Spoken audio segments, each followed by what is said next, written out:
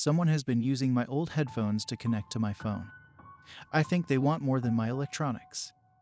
I want to start this out by saying that this story started a few years ago when I was 17 and still in high school, and the events of this have haunted me for quite a while. I still barely use technology anymore besides Reddit or a phone call, and I make sure that I have VPNs and many other protections, and I'm very secure with what I do online. I wish I knew to do this when I was 17, but I unfortunately didn't. And what I didn't know is that decision's consequences would follow me to this very day. It was almost the end of November. I was 17, as I said, and still in high school. I had my circle of friends and was somewhat content in life. I still had issues because of unrelated events, but I was for the most part a well-mannered student. I was, of course, as a teenager, immersed into the world of electronics with my phone and earbuds. About 3 months into the school year, I noticed that my headphones had mysteriously disappeared from my table. I looked everywhere for them. I asked around the office, asked the bus driver, and searched my backpack at least 6 times, but alas, they were gone. Despite all this, I had actually managed to find one of the earbuds stuck into the deep crevices of my backpack. Confused as to how I didn't find it the last 3 times of searching the damn thing. But that was all there was. I had a low-paying job at the time to pay for college and for fun money, so I wasn't too disappointed. Just annoyed at the $20-something down the drain. After realizing I would likely never get them back, I, frustrated at myself for my carelessness, reluctantly bought another pair of headphones. After that, life went on normally for about a month. I didn't even think about the old headphones that I lost, until one day I was listening to music about to get on the bus after school when the song I was listening to abruptly stopped. I looked down at my phone thinking that it was just glitching or that I had accidentally paused it, but it was still playing.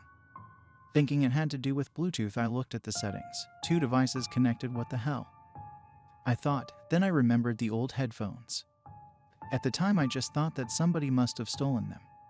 I just thought to myself how pitiful you must be to steal headphones with only one earbud. But being the petty little shit I was, I decided I would fuck with the guy.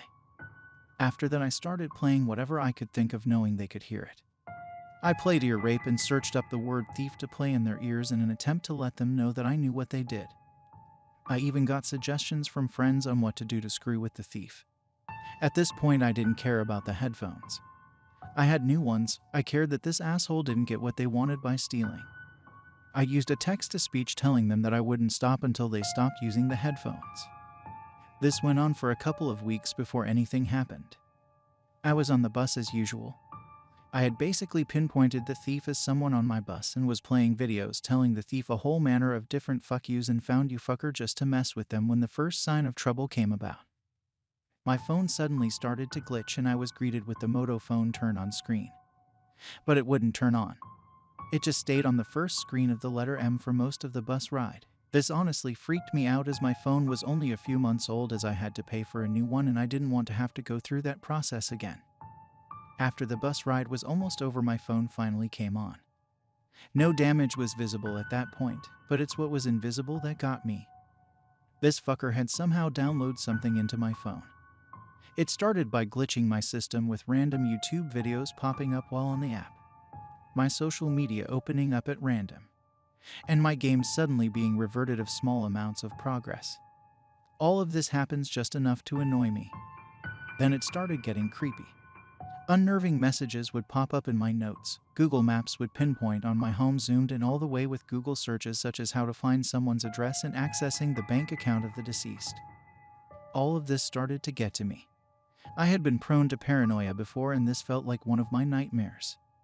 I'd frantically dart my eyes at the people on my bus, suspecting everyone, but my sensible side knew some uncaring kid couldn't, or rather wouldn't do this. I started to keep watch through my window at night, worried that whatever was doing this to my phone could find me.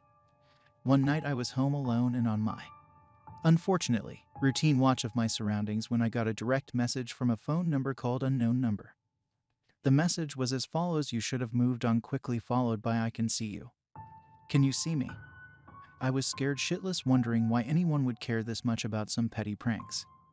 Or rather, if this was the plan, steal my stuff to find who I was and where I was. That's when I heard a loud crash from my living room. I jumped up, I tried to call the police, but only got the message no one can help you now. If I could, I would have ran out of the house like any sane person. But I was upstairs in the singed room loft with windows that couldn't open. There was no escape besides going downstairs, so I grabbed the first thing I could think of to defend myself. A metal crutch I had to use a while back, and started downstairs. When I reached the bottom of the stairs, the dining room light was on and a window was broken in the living room. I walked slowly towards the front door when I noticed something. My old earbuds on the dining table. In the second I was looking at them, I heard a floorboard behind me. My eyes widened as I realized. The man threw the crutch out of my hand, then grabbed me. Just as I saw the shimmer of a blade going for my throat, I put my other hand up the blade, slicing deep into it instead of my neck, and let out a cry. It sliced deeper into my hand that was now the only barrier between the knife and my neck. My senses kicked in and I did the first thing I could think of, pushing my hand forward into the knife, then headbutting the guy. Stupid, yes. But it worked, he yelled, clutching his face with his other hand. I took the opportunity to grab my crutch and hit him as hard as I could in the knee, hoping to disable the guy. Then I ran out my front door into the street. I then ran straight to my neighbor's 2 houses away and practically broke down the door. Once they let me in, I frantically yelled to call the police. When the cops arrived, they confirmed that there was a break-in. But as for the technology, it was as if every bit of evidence was erased off of the phone. They got paramedics to stitch up my hand. That blade left a nasty scar. My parents finally got back and held me as if I would be taken away if they let go. When I told them what happened, they at first were skeptical, but they said they'd replace the phone. I downgraded myself to basically a somewhat newer flip phone. I changed all of my passwords, deleted Google accounts, and almost stopped using technology altogether. I got a therapist, and after I turned 18, I moved out almost immediately. Not wanted to have the same address anymore, and I got into a full-ride college with scholarships. It has been 2.5 years since this all happened. I still had nightmares about what happened, but I was finally seeing some big progress with therapy. My therapist finally convinced me to buy a new laptop, saying she thinks I'm ready to face my fears. So far, everything has been great. I've been having fun on YouTube, catching up on internet culture. I live in a decent apartment and needed to have the internet for my college courses anyway. Today was a great day.